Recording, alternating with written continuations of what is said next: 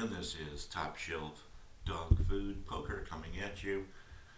I'm Michael, your host. Come with me on our Las Vegas trip report. That was the view from our beautiful hotel, the Bellagio Hotel. We played a little at the Bellagio, didn't mix it up too much. There was the NMC Championship game going on, so people were pretty distracted. Not too many people were playing, but I did manage to get into a small game with somebody who thought they were God's gift to poker. He's down there on the other end. You can't see him that well. But I get pocket tens in this hand. Nothing's really coming on the board. The board is very disjointed. There is a jack on the board. I believe that's about it. Um, he bets. I keep flat calling all the way. I check again on the river when a 2 comes. And he bets again. He bets big here. Went big for this pot, $60. Um, I don't think for too long, but I do just go ahead and make the call. He tables 7 deuce, acting like, oh look, I'm so great I can play 7 deuce, and but I take the pot away from him. So that was fun.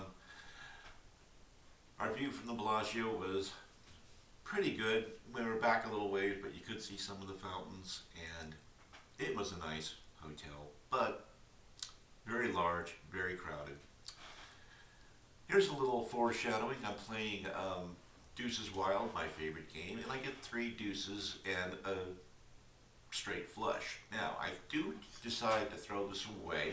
I'm giving up $30 because I'm at least going to get 4 of a kind, but I have a possibility of hitting everything higher than that, except, of course, the royal flush with no deuces. Hint, hint on the foreshadowing. So, I do go ahead and think about it for a while, but I do throw it away. Of course, I don't get anything but 4 of a kind, so I did lose $30, but I'll do that every time. We move over to the Cromwell. Our view from the Cromwell was beautiful. Very quiet hotel, no kids running around, no tourists. I really, really liked the Cromwell. The room was not as fancy or large, but it was very nice. So I got nothing but good things to say about the Cromwell. Yeah, absolute beautiful view of the fountains there. So after a good night's sleep, they already had the signage up for Kansas City and San Francisco the next day. Everything's going good. I decided, well, you know what, there's no poker room at the Cromwell, so I'm going to go over to Caesars. And Caesars is very nice, very majestic. It's a beautiful place. But again, it's sort of like the Bellagio, where there's a lot of tourists, a lot of people, not as many kids, but there are definitely a lot of tourists and people walking around. Now, I get into a nice little 1-2 game. I started with 300. There's a guy sitting there in kind of like the pinkish color top there. He doesn't know what he's doing. He has some kind of placard on, like he's there for a convention or some kind of thing. He bets almost every hand, and he folds on the river almost every hand. I don't think I ever saw him table a hand. But regardless, I have I have nothing going on in this hand, but I'm going to go ahead and see what develops, since the pot's getting kind of big. And there's another player on the end over there. I do pick up a open-ended straight draw on the end on the turn here, and decide to stick around. It's not too expensive in regards to the pot, so I stick around. And wouldn't you know it, I hit my card. I bet 40, and then the guy that's the goofball, he goes all in before this other guy even acts, and that kind of influences his action. But the guy who says all in, he only has like $7 left, so he doesn't seem to want to show his hand, so I show mine. I have the nuts, and he never does show his cards anytime he's there. I don't know what he's doing, but he does rebuy here for just $100, which is pretty much, there's really no way you can win by buying in with a small stack, but the way he was playing, I don't think there was any way he was going to win anyway. So I stack a nice pot here, and things start getting interesting on this table. I buy in for $3.50 and I'm up to about almost 500 here. Um, Again, very tight table. A lot of retired people. They don't play that many hands. A lot of them are playing ABC poker. I'm a suited ace, I bet, and I don't believe I get any action. That was sort of how things were going. If I would bet, I know if somebody calls me, they basically have an ABC hand. That's just how I felt about this day.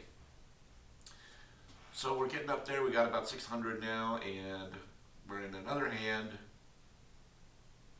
And here's one where I have absolutely nothing, but I keep betting because I'm in position.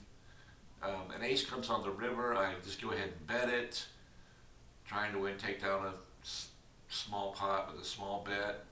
Looks like I want to call. He folds. I think about showing the bluff, but I don't. Now, does that hurt me later on? I don't know.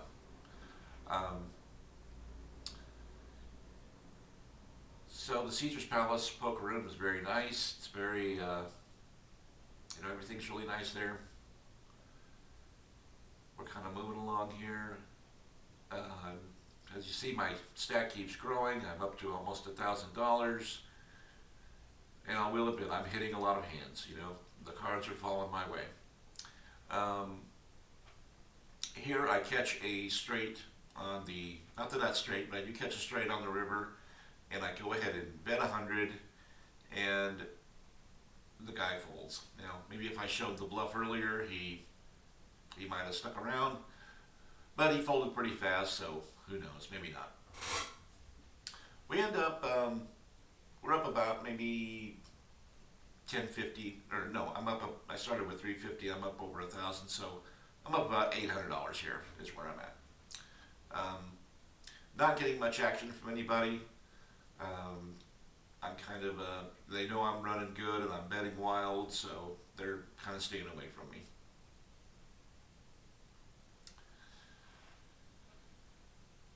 Finally, I'm getting ready to take off, go get some lunch. This guy, he has about 50 chips left. I have pocket kings. I go ahead and raise. He tosses in all his chips. I call. And he has ace king against my kings. And wouldn't you know it, on the river comes an ace. Luckily he only had, I think it was 46 chips left. So if that's going to happen to you, that's the way you want it to be. Somebody with a very small stack. And we decide to go ahead. I think I play to the button here, nothing happens, but I get out of there with a pretty good profit. I played 2 times, once at the Bellagio, once at Caesars Palace. Came out ahead both times, very fortunate.